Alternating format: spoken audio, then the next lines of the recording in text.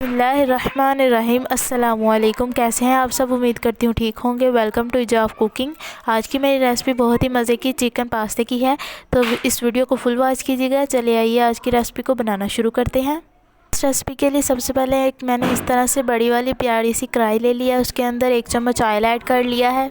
और मैं आप लोगों को बताती चलूँ कि मैंने इसमें प्याज का तड़का नहीं लगाना, मैंने बस लहसुन और अदरक इस्तेमाल किया है।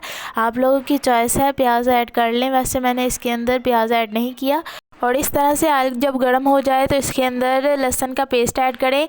मैंने इस तरह से लहसुन का पेस्ट बना लिया है, आप लोग भी इस तरह से बनाकर इसको इसके अंदर ऐड करें और फिर अच्छी तरह से चम्मच की मदद से मिक्स करें। लहसुन का पेस्ट 2 चम्मच ऐड किया है। इसी तरह मैं अदरक का पेस्ट भी इसके अंदर 2 चम्मच ऐड करूँगी।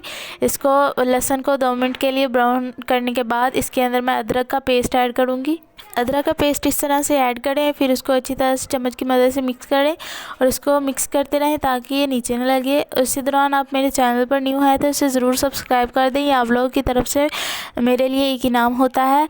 हमारे पास जो लहसुन और अदरक है ये इस तरह से जब ब्राउन हो जाए तो इसके अंदर इस तरह से टमाटर ऐड करें। ये मैंने 2 अदर टमाटर लिए और इनको इस तरह से बारीक बारीक काट लिया और अब मैंने कढ़ाई में ऐड कर दिया है। अब इन तीनों चीज़ों को अच्छी तरह से भून लूँगी।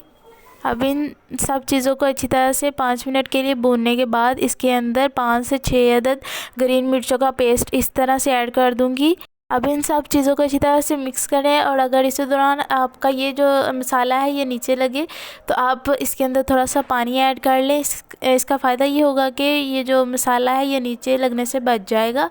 और जब इसको तकरीबन 5 मिनट के लिए भूनें फिर इसके बाद इसके अंदर चिकन ऐड कर लें। मैंने इधर बोनलेस चिकन तकरीबन हाफ़ पाव ले लिया है और उसको इस तरह से स्लाइसेस में काट लिया है, बरीक बरीक स्लाइसेस में। अब इसको ऐड करने के बाद इसका जो पिंक कलर है इसको वाइट कलर में चेंज करूँगी। आप लोग देख सकते हैं ये अभी पिंक कलर है, लेकिन थोड़ी देर बाद ये वाइट हो जाएगा, यानी भुनना शुरू हो जाएगा। जब ये जो चिकन है ये वाइट होना शुरू हो जाए या वाइट हो जाए तो फिर इसके अंदर स्पाइसेस ऐड कर लें। 1½ चम्मच नमक का ऐड करूँगी। इसके बाद मैंने लाल मिर्च का ऐड किया है। लाल मिर्च मैंने इसके अंदर 1 चम्मच ऐड की है। इसके अंदर हल्दी ऐड की है। हल्दी मैंने इसके अंदर हस्बे ज़ायक़ा ऐड की है। इस तरह से मैंने पास्ते का टेस्ट बढ़ाने के लिए इसके अंदर 1 चम्मच चाट मसाले का ऐड करना है। ये कोई इतनी हैवी चीज़ नहीं, इसके साथ टेस्ट बहुत अच्छा आएगा और ये आम घरों में मौजूद होता है। आप लोग भी इस तरह से 1 चम्मच चाट मसाला ऐड कर लें और अब इन सब चीज़ों को अच्छी तरह से मिक्स करें। अब इन सब चीज़ों को 15 मिनट के लिए भूनने के बाद मैं इसके अंदर शिमला मिर्च ऐड करूँगी। मैंने शिमला मिर्च 1 अदद ली और इसको अच्छी तरह से बारीक बारीक स्लाइसेस में काट लिया और अब इनको ऐड करने के बाद मैं इस तरह से मिक्स कर लूँगी। जैसे कि मैंने आप लोगों को बताया कि आप लोग इसी दौरान इसमें पानी भी ऐड कर सकते हैं, इसलिए मैंने इसके अंदर हाफ़ कप पानी ऐड किया। अब मैं इसको अच्छी तरह से मिक्स करूँगी ताकि ये नीचे ना लगे। इस तरह से मैं इसको मिक्स करती जाऊंगी, जो नीचे लगा उसको उतार लूँगी। अब इनको अच्छी तरह से भून लूँगी मैं। ख्याल रखें कि इसमें ज़्यादा पानी ऐड ना करें, ये ना हो कि हमारा शोरबा बन जाए। इस तरह का हमें पास्ते में शोरबा नहीं चाहिए। अब मैंने इसके अंदर इस तरह से ये कटलेट्स की शेप में मैंने इसके अंदर आलू काट लिए। ये मैंने 2 अदद बड़े साइज़ के आलू ले लिए और इनको अच्छी तरह से इस तरह से काट लिया कटलेट्स की शेप में। आलू ऐड कर दें, इनको थोड़ी सा मिक्स करने के बाद मैं इसके ऊपर ढक्कन दे दूंगी। अब इस तरह से इसको 10 मिनट के लिए पकाएंगे ताकि ये कच्चे ना रहें। 10 मिनट के बाद मैं इसके अंदर इस तरह से गाजर ऐड करूंगी। ये मैंने 1 अदद बड़ी गाजर ली और ये मैंने ऑरेंज कलर की गाजर जो मिल जाती है इजीली शॉप से वो ली है। आप लोगों को अगर रेड मिले तो आप वो लेकर इस तरह से काट ले। जिस तरह से मैंने कटलेट्स की शेप में आलू को काटा है इसी तरह से मैं गाजर को भी काट कर इसके अंदर ऐड कर लूँगी। मैंने पास्ते के लिए इस तरह से एक स्टील के बर्तन में पानी ले लिया है, उसमें 2 चम्मच नमक ऐड करने के बाद इसको हाई फ्लेम पर रख दूंगी चूल्हे पर।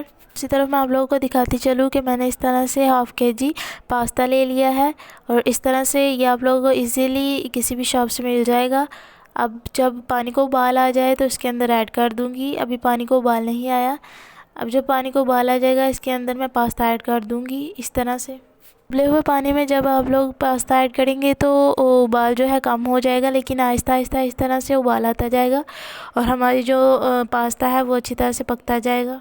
पानी में जब पास्ते को डालें तो ज़्यादा हाई फ्लेम नहीं रखना, मीडियम फ्लेम पर इसको पकाना है। अब आप लोग देख सकते हैं अभी पास्ता नहीं हुआ, अब इसको मज़ीद पकने की ज़रूरत है। अभी मैं इसको पकने दूँगी। 10 से 15 मिनट बाद इसको मैं देखती हूँ तो आप लोग देख सकते हैं ये बिल्कुल रेडी है पास्ता। अब मैं इसको एक बर्तन में निकाल लूँगी। अब मैं आप लोगों को दिखाती हूँ, ये आप लोग देख सकते हैं इस तरह से इसकी फ़ाइनल लुक है हमारे पास। कढ़ाई के ऊपर से ढक्कन उठाकर देखिए तो इस तरह से ये सारे जो सब्जियां वगैरह हैं ये सारी पक चुकी हैं। आलू, गाजर और शिमला मिर्च ये अच्छी तरह से आप लोग देख सकते हैं, शिमला मिर्च बिल्कुल नज़र ही नहीं आ रही, यानी कि अच्छी तरह से ये गल चुकी हैं। मैं आप लोगों को इस तरह से पास्ता पकड़ के दिखाती हूँ, ये अच्छी तरह से पक चुका है। अब मैं दूसरी तरफ इसको पास्ता को अभी ऐड नहीं करूँगी, पहले मैं इसके अंदर 1 चम्मच केचप ऐड करूँगी और चम्मच की मदद से इसको अच्छी तरह से मिक्स करूँगी। केचप आप लोग को जो इजीली मिले वो आप लोग देख सकते हैं। इसके अंदर केचप ऐड करने के बाद मैं इसके अंदर इस तरह से पास्ता ऐड कर दूंगी जो आप लोगों के सामने मैंने उबाल किया। इस तरह से पास्ते के अंदर जो पानी वगैरह हो उसको निकाल लें और फिर इसके अंदर ऐड कर दें। अब इसको अच्छी तरह से मिक्स करें और पास्ते के अंदर जो मैंने इंपॉर्टेंट चीज़ डाले हैं वो मैं आप लोगों को आगे जाके बताती हूँ, इसलिए उस स्टेप को मिस मत कीजिएगा।